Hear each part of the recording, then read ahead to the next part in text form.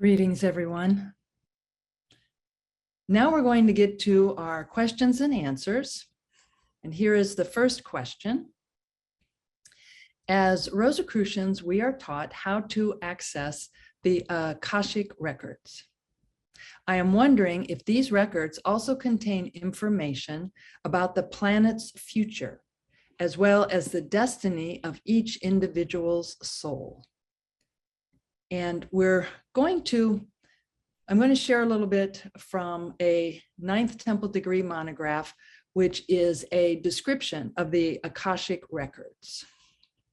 As is true of human beings, cosmic consciousness is endowed with memory, which contains the universe's past. In many traditions, this memory is known as the Akashic records. By attuning with the Akashic records, it is possible to know the important stages marking the evolution of the universe, our planetary system, and of Earth itself.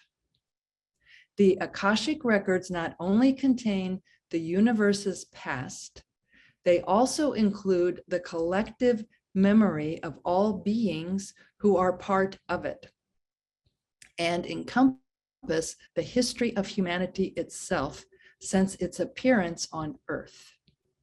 And in this 9th Temple degree monograph, there's an exercise for us to attune with the Akashic records. And again, this is focusing primarily on the past. The 9th Temple degree also includes a different exercise for seeing the future. And it talks about some of the many different traditions that have valued being able to see beyond the usual limits of time and space. Ancient traditions with oracles in Egypt and Greece and Rome, many oracles in the East.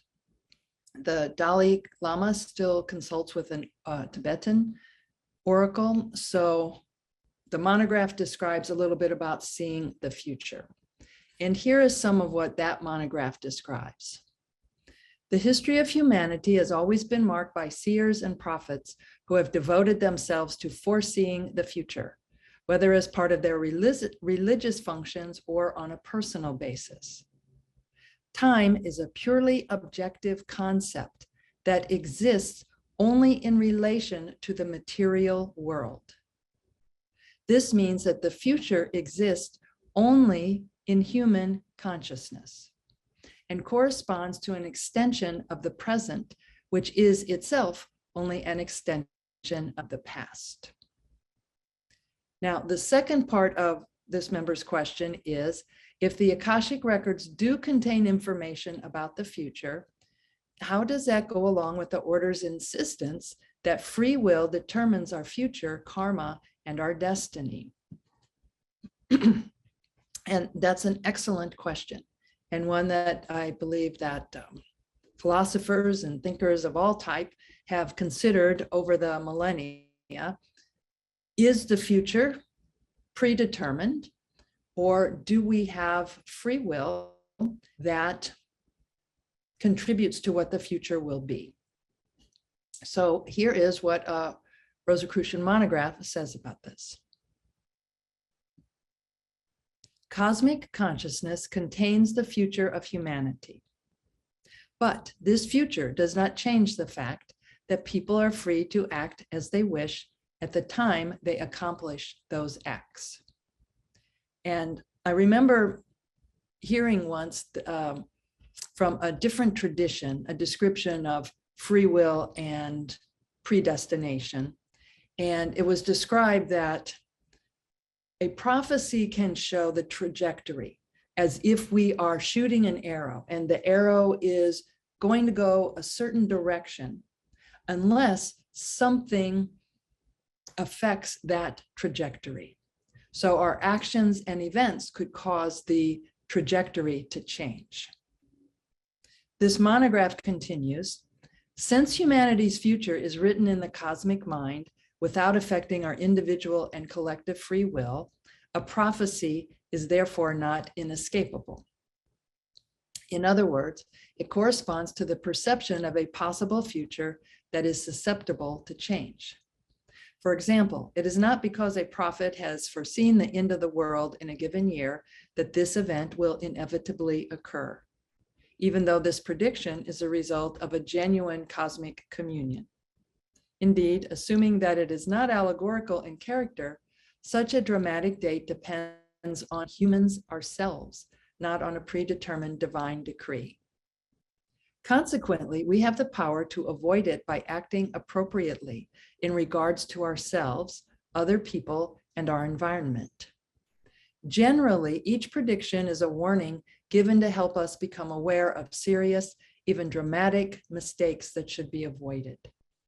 If the warning is not heeded, then the prediction becomes reality and effectively takes on a prophetic dimension.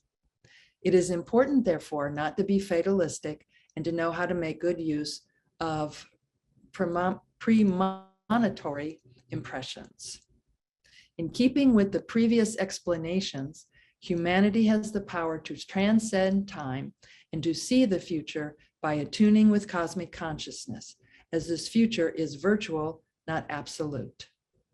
Generally, a prediction is a warning given to us to help us become aware of serious, even dramatic mistakes that should be avoided.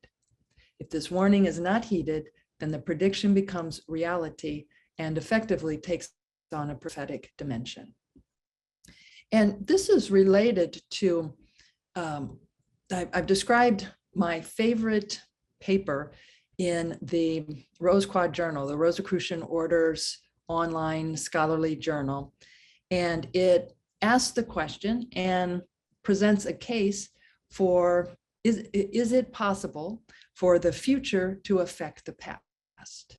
Can we communicate with the past and change the present that we're experiencing today?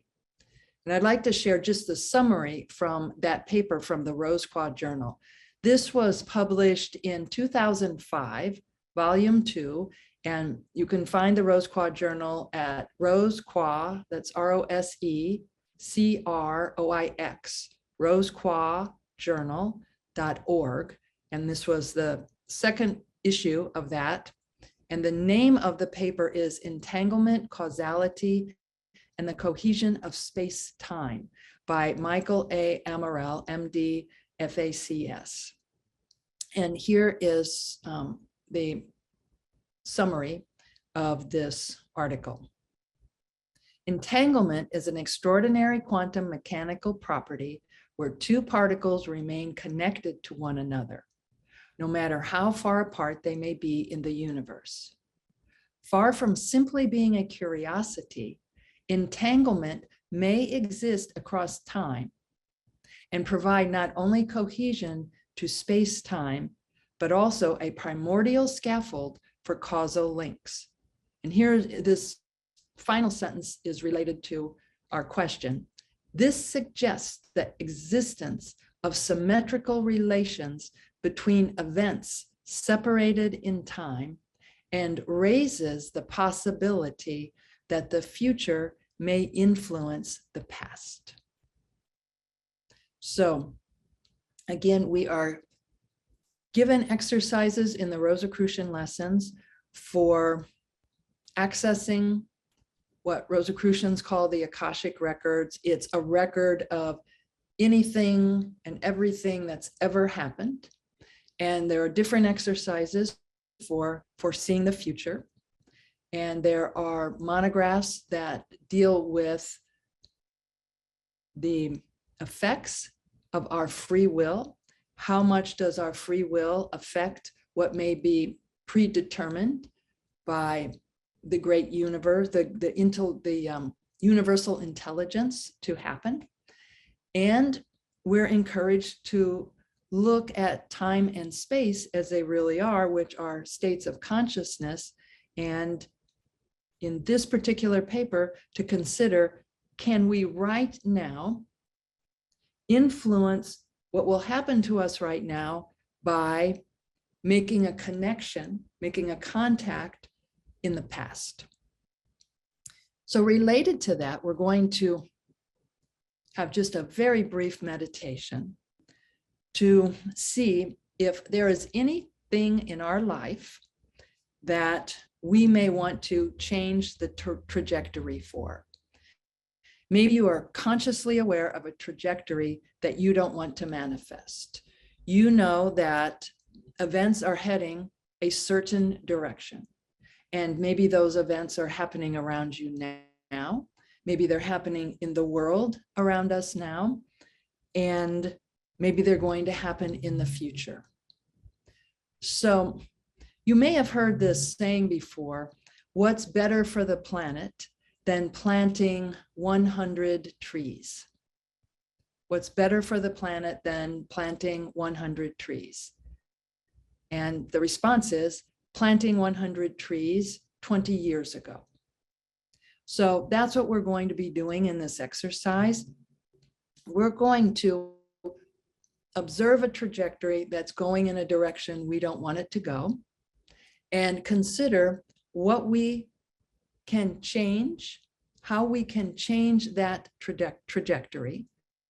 And we're going to do this by envisioning our future self communicating some guidance to you to change that trajectory.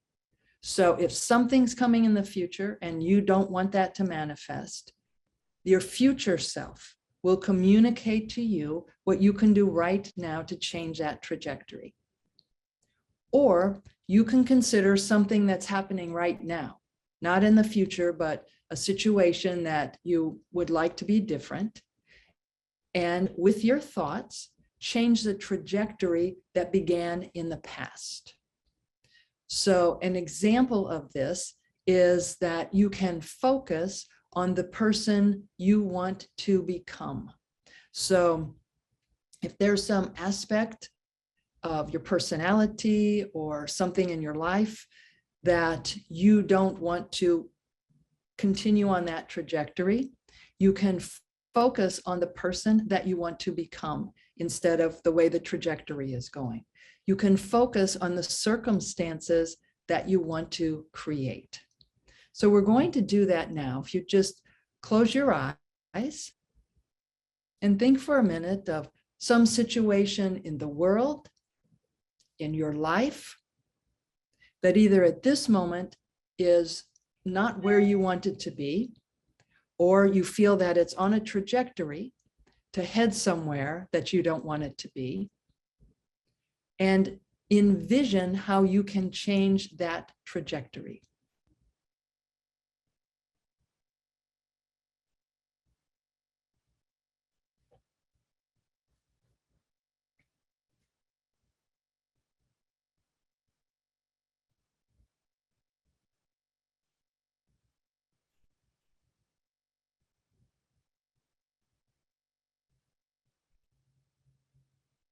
If this is something that you don't want to manifest in the future, see your future self or the future conditions on a new trajectory. If you're changing something from the past so you don't end up with where that was headed today, see yourself in the past taking different actions, see the conditions different that will change the trajectory.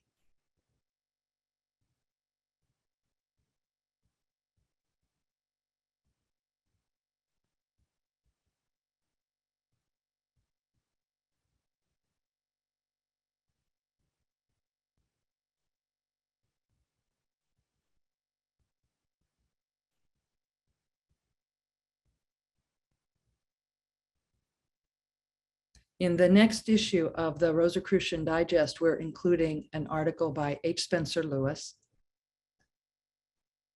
which is related to this. And he encourages us to take time every day to think about the person we want to become. So it takes more than just this visualization that we just did. It takes us becoming that person. The name of the article is The Law of Assumption, and we assume that person. We become that person. We create those conditions.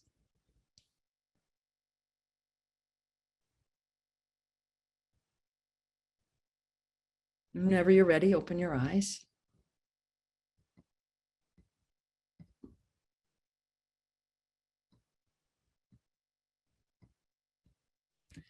Here's our next question. There is significant content in our monographs that indicate illnesses in general are the result of an imbalance in the psychic body. What can be said about people who are born with illnesses and or disabilities or challenges? Could it be said that the soul personality has chosen to become a human personality in that particular body because of its stage of evolution and or need to develop in ways that overcome these challenges? And the monographs do address this, that there is accelerated learning for us when we choose a life that will present challenges.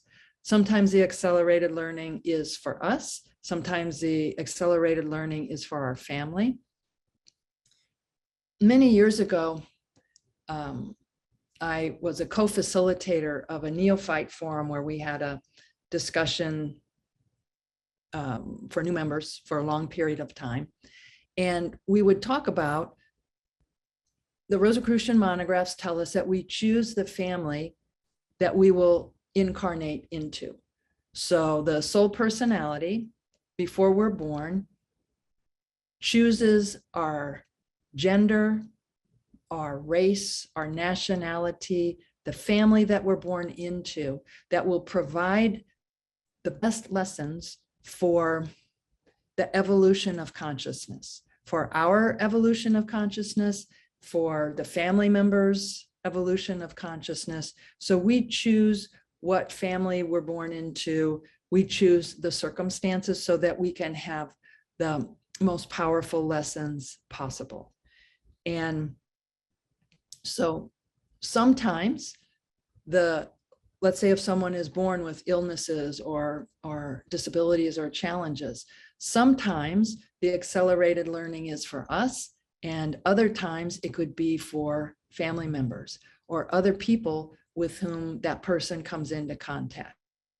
And I know a person who is has exceptional abilities, and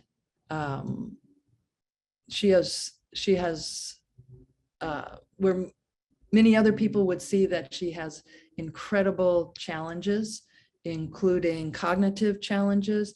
I have experienced with her just a gentleness and sweetness and non-judgment that is very uncommon. And other people may call the challenges that this person has a disability.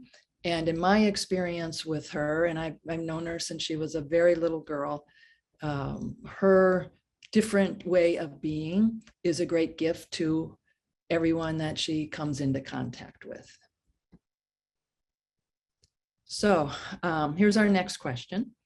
Given that sympathizers of the Rosicrucians may express a feeling that the organization would direct their free thinking in a way that appears too rigid and or directive, can you shed light and elaborate on these perceived obstacles and on the fundamental orientations of the order towards those who join it?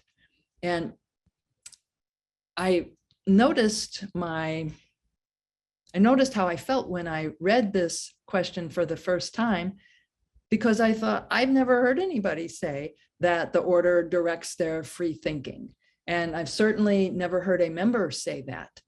And it seems that this person has the impression that some people would think that the order directs free thinking. And all of us are encouraged to become what's called a walking question mark. When we're presented information in our monographs, when we practice experiments or meditations or exercises, we are always encouraged to note, even to put in our journals, to experience what's true for us. And an example of this is the Rosicrucian teachings present information about reincarnation. However, no Rosicrucian is ever told you have to believe in reincarnation. So each of us considers, does this make sense for me? And even Rosicrucians who I know believe in, the Rosicrucians who I know believe in reincarnation, we have different beliefs about it. Some people believe that the soul personality continues and grows and learns life to life. And other people believe in reincarnation, but that there's not this individual soul personality, more that we're, we go back into, I don't want to say cosmic soup, but, we're like we go back into the soup and we're scooped out and we live another life. So that's just one example of where Rosicrucians come to their own conclusions. And again, I mean, maybe people don't say it to me, but even before I was a Grand Master, I never heard anyone say, oh, the Rosicrucians, they try to direct your thoughts. And it sounds like someone had that impression. So our next question. Chapters 11 and 12 of the book Self-Mastery and Fate with the Cycles of Life describe the daily cycle of significant hours and how to use them.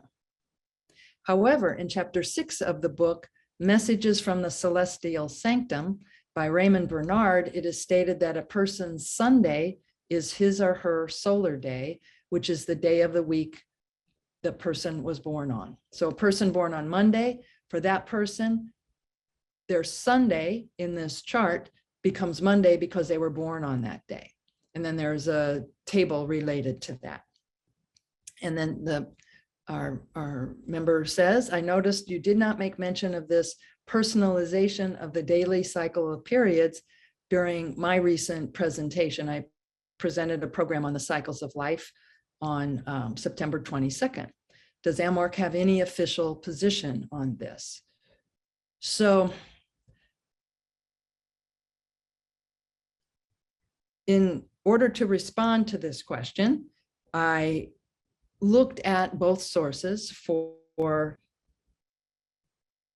the book that refers to the cycles of life, and I read the cycles of life very thoroughly to see if there's any mention about this. And I did not see anywhere that H. Spencer Lewis says, if you're born on a Tuesday, then instead of making Sunday the first day of the week for your cycles, make it Tuesday. He does mention other situations in which we would personalize our cycles, but he does not mention this for the daily cycle of 7 periods. So I don't know that H. Spencer Lewis intended for us to change the starting day of the week for our individualized cycles to the day that we're born. That's what I found in my research. And if anybody finds some evidence that H. Spencer Lewis had something else in mind, please let me know. I think it's, in order to respond to this question, I wanted to be as certain as possible about what H. Spencer Lewis intended, not what someone's interpretation of his book intended. But if I have missed something that H. Spencer Lewis said on this, I would like to learn. So please let me know. And just send an email. Okay, next. The question is, what does it mean to look inward? What does it mean to look inward? In the Rosicrucian monographs, when it describes what I think this member means by looking inward, it means to be silent and aware without outer distractions. So by looking inward, it is taking away the outward distractions, being silent so that we can go within. And we're going to open the chat now, and I'd like to ask you to share what you find to be some outer distractions. What are some outer distractions that make it challenging for you to look inward?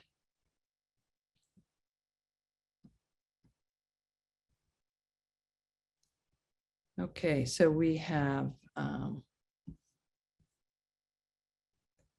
gossip. Wow. Social media. We had several gossips. That's why I said, wow. Teenagers' phone, people walking on the house, people, yeah, okay, noise, being a caretaker, physical pain, mental noise, cars outside, health conditions, wanting to get on with things, personal problems, Facebook, psychologically abusive people, allowing my mind to wander, stress. It's going fast, so I'm sorry, I'm not catching every single one.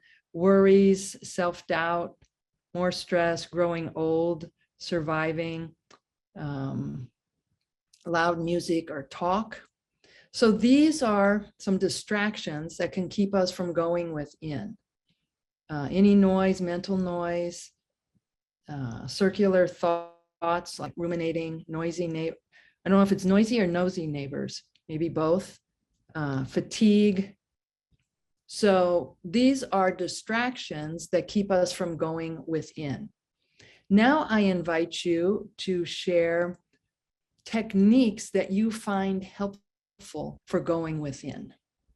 What are techniques that you find helpful to be able to look inward, to go within?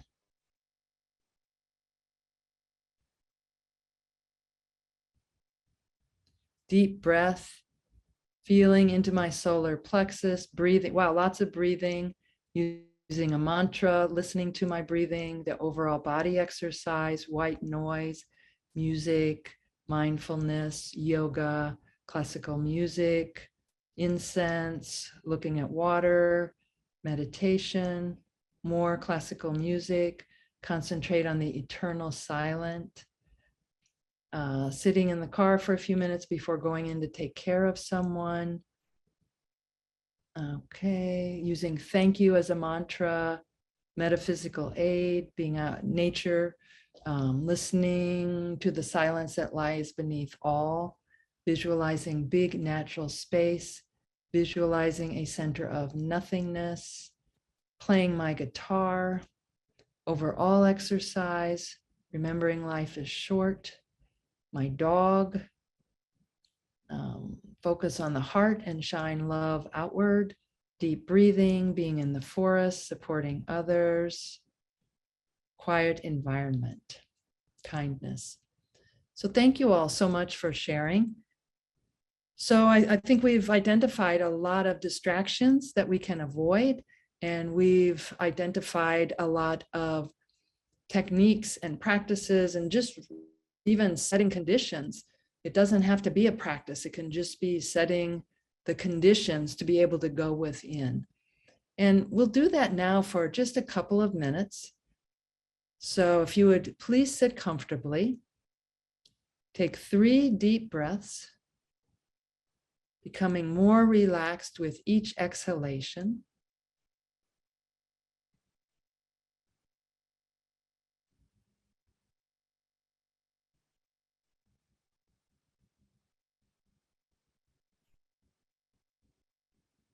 And now for a couple of minutes, we're just going to focus on our breath. Breathe normally and feel the air as it goes in and out of your nostrils. If your mind wanders, that is no problem at all.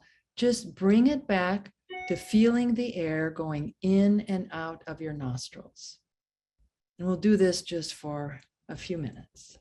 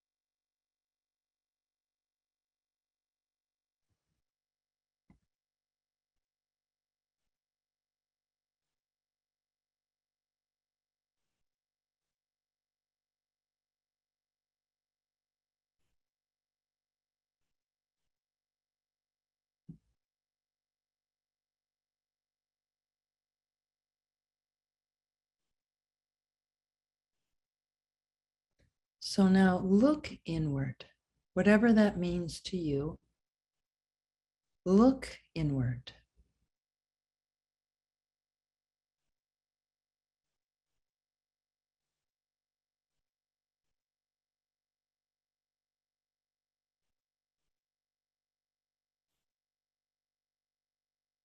What exists beyond what you usually perceive?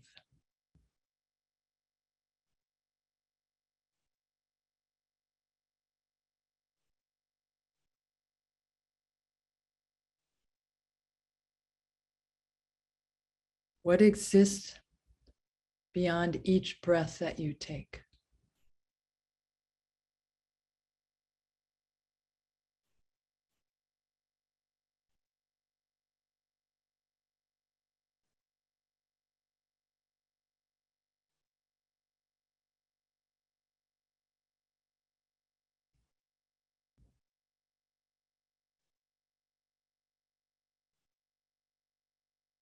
What exists beyond the tiniest part of your physical body that you can understand or perceive, beyond the tiniest cell?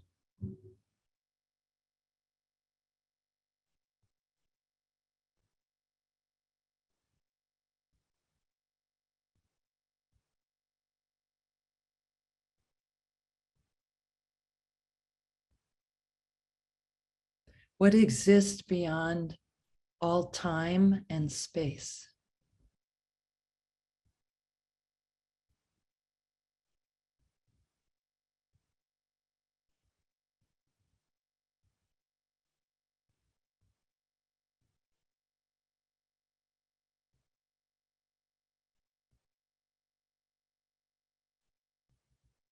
For the next few minutes, just sit in that stillness, in that pure awareness.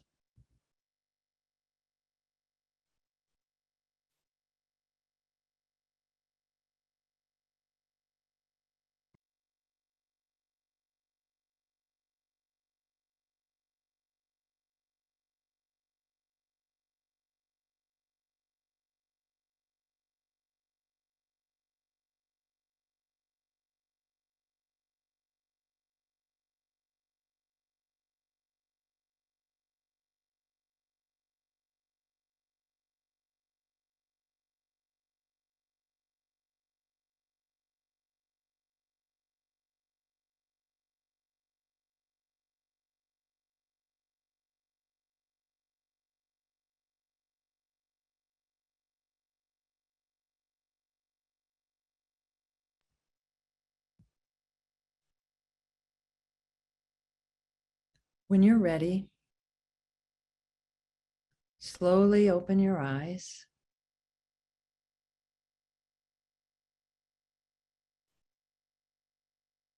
Make a mental note of what you experienced looking within in the silence and the awareness. Just make a mental note. Maybe you can memorize it physically too.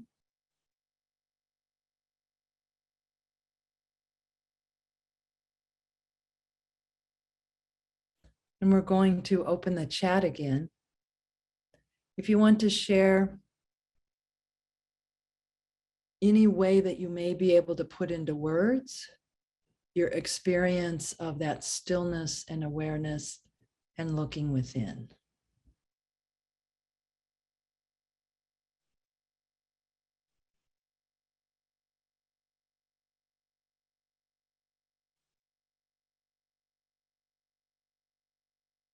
Truth's light and love felt very intensely.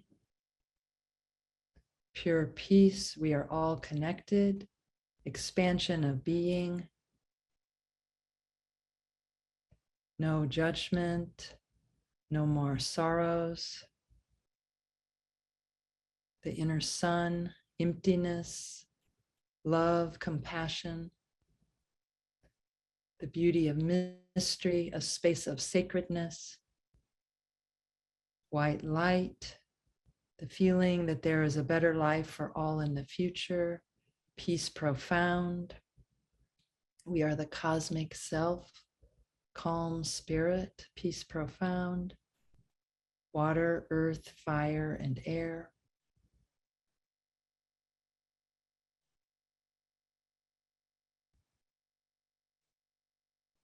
So we have these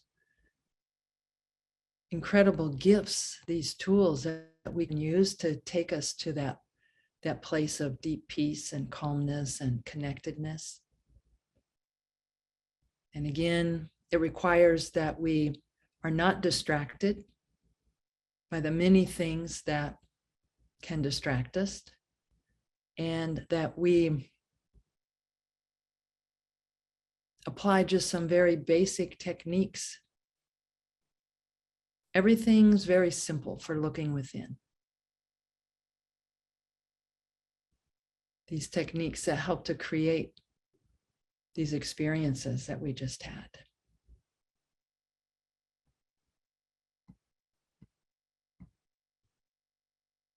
Okay. Next question. What is the Rosicrucian solution for persistent nightmares, particularly in children? Are all dreams beneficial to us? If not, how do we handle the manifestation of the supposed bad or good ones? The seventh temple degree monographs address dreams. And here's a little bit of what they say. Dreams often occur because we are in a state of projection while asleep. In other words, many dreams correspond to impressions perceived by our psychic body while it is outside our physical body. Dreams provide an outlet for impulses which have been repressed during the day. And they allow people to rid themselves of certain tensions, which could eventually create a serious inner balance. So, thus, these researchers affirm that dreams constitute a form of psychological self-adjustment, which is indispensable to human health. So again, from the seventh temple degree, dreams provide an outlet for impulses which we have repressed. Dreams allow us to get rid of certain tensions. And dreams often occur because we are in a state of projection while asleep. We're given several techniques to help us remember our dreams, as well as to direct what happens while we're sleeping. And regarding this particular question, what if there is a persistent nightmare? Right before we fall asleep, when we're in that borderline state, we can direct our subconscious mind to reveal more to us about the message that is trying to get through. So we can say something like, subconscious, reveal more to me about this recurring dream. And we do that right before we fall asleep. The monographs also give us instructions on how our psychic being can be used for the benefit of others while we're sleeping, that it can contribute to the well-being of others and to the evolution of consciousness. So we're in the seventh temple degree, particularly, we are given techniques that we can use that help us direct what happens while we're sleeping. Okay, we have a question here. I was wondering why during the Council of Solace, hold on for a second. Okay. I was wondering why during the Council of Solace, which I participate in a few times a week, we enchant the vowel sound Om 3 times instead of the vowel sound KE 3 times. And KE is specifically for healing. While Om or Aum, either one, is holistic and brings about the divine connection with oneness and to the Holy Trinity. in all its Eastern, not just Christian tradition meanings. It has, of course, the huge benefit of activating the vagus nerve. So here's what the monographs say about these two vowel sounds. KE. The vowel sound KE was among those most used by the Essenes and the Therapeutae. Its intonation acts on the cerebrospinal nervous system and momentarily neutralizes pain resulting from illness or injury. Moreover, it temporarily suppresses purely objective sensations and induces a subjective state, often resulting in a temporary loss of consciousness or sleep. That's the vowel sound KE, which is often used in healing. The vowel sound OM. The intonation of the vowel sound OM produces a simultaneous effect on the three planes of our being and harmonizes the physical, psychic, and spiritual bodies. It also amplifies the impulses of our soul and makes us more receptive to the impressions which normally transcend our objective consciousness. So as this member writes, is it possible that it has to do with bringing about, that the vowel sound OM, which is used in the Council of Solace, brings about a more holistic connection? During the Council of Solace meditation, we do not, and any member can participate in this. We present this every day in the Grand Temple in San Jose at 12 noon, and you can attune with the Council of Solace to receive the healing energy at that time, wherever you are, or at any time. Just open yourself up to the healing energy of the Council of Solace.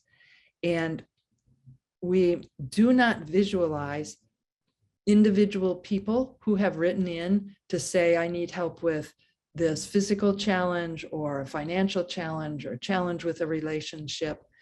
People who participate in sending the metaphysical aid send it generally to all those in need.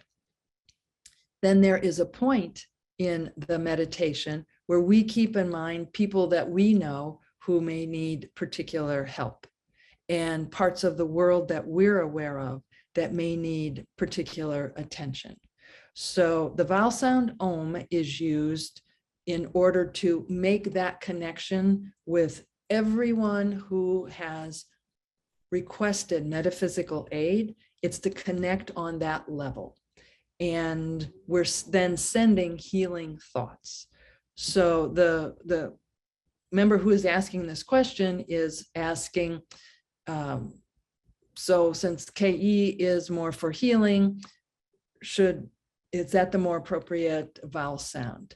And if at some point in the meditation you wanted to silently send the vowels, intone the vowel sound silently and send thoughts of healing to a particular person, you can do that. And I think you probably know, don't do it at the same time don't intone a different vowel sound when everybody else is intoning OM. I don't think that's what you meant. So the idea of intoning OM is to make the connection, because we connect with the Council of Solace healing meditation through our thoughts. We can't, we don't even have to send an email or leave a voicemail message. We can just send out the thought asking for metaphysical aid from the Council of Solace, and it connects at that level. So, yeah, I think that, okay, that's that question. Now, in the past, we had a question about why the music, the particular piece of music is played for the Colombe's entrance. And then related to that, why, and the name of that music is Secreto Eterno, and why A Sweet Mystery of Life is played for the meditation in some cases. A member wrote to us, this question comes back from a couple of questions and answers ago, and I'd like to thank Frater Ron, who located the audio recording that's by Peter Falcone, who described why H. Spencer Lewis chose A Sweet Mystery of Life and Secreto Eterno for rituals. And here is the brief answer from that. And the audio file, the recording, is not actually on that subject for very long. It just addresses it very briefly. So I'm going to share the brief answer to that member's question from before. It is no, and this is written by Peter Falcone. It's not written by H. Spencer Lewis. It's his comment on that. It is no accident that these two songs should become so revered by Rosicrucians. To H. Spencer Lewis, under whose directions these two compositions were incorporated in the Rosicrucian ritual, since the appreciation of love in its total sense was of paramount importance to the study of humankind and the universe. Love, after all, is a response to the universal law of attraction, that conscious experience of harmony of two or more elements drawn together. So if anybody's interested in hearing the entire audio recording, you can send an email to instruction@rosicrucian.org, and we'll send you a copy of the recording. I've shared with you, though, the part that was related to the question we had a while back, is why was the piece of music, Secreto Eterno, the eternal secret, chosen for the Colombe's entrance? And the response is kind of a general, that this song was about love, and Ah, Sweet Mystery of Life, another song that H. Spencer Lewis liked to use in rituals, was inspiring and about love. That's why these pieces of music were chosen. Secreto Eterno is still used when the Vestal or Colombe enters the temple. It's a traditional piece of music that we still use. And Ah, Sweet Mystery of Life, some affiliated bodies still play Ah, Sweet Mystery of Life, and others use different pieces of music. And we have a list of music that is recommended for convocations, and all of these pieces of music help to contribute to a meditative experience and to help us to go within. So, all right, I think we got to all of our, let me just double check here. Okay, we got to all of our questions for today, for October's questions and answers. And I'm so glad to be with all of you today.